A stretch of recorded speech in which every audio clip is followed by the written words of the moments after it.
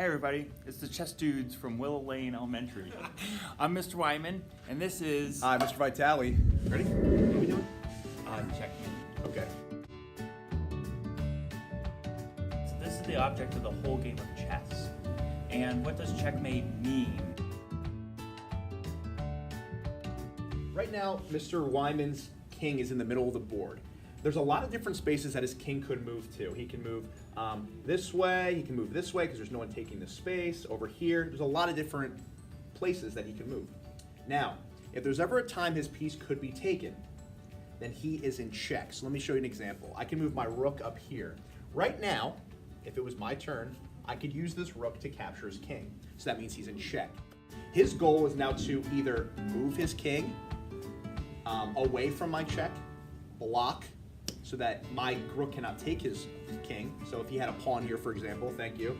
Or he has to try to capture my rook. Well, so if Mr. Wyman used his pawn to capture my rook, that takes his king out of check.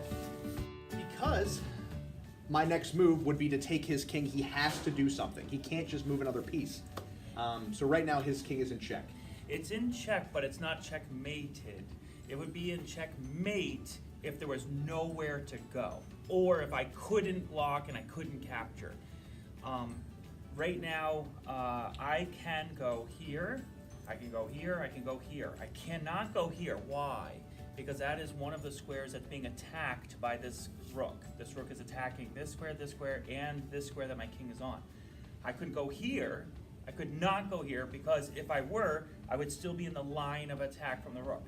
I could go here because there's nothing threatening this rank at all. I could go here, same rank. I could go here, same rank.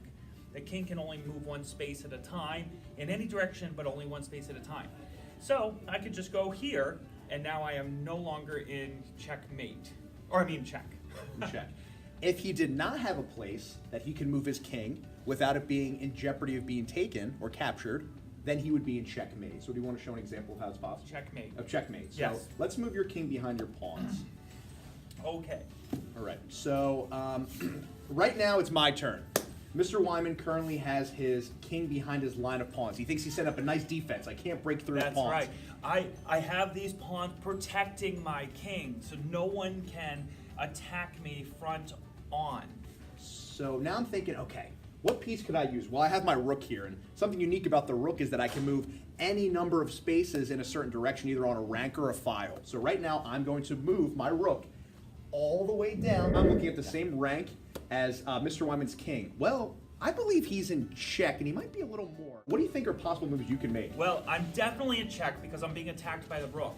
And what you want to do when you're in check is just look at all the possible moves. I could move here. I can't move where any of the pawns are because I can't jump over pawns and I can't move them out of the way. I could move here, but I'm not allowed to because this is one of the spaces that's being attacked by the rook. Mr. Wyman, I you're could playing move chess. here. Mr. Wyman, when are we playing chess? Are you playing chess? Can we play chess again? Mr. Wyman, are we here to play? Perfect. Martin, how are you? This square, Leave it in. this square is also being attacked by the rook. I don't have any pieces that could take the rook. Who are you?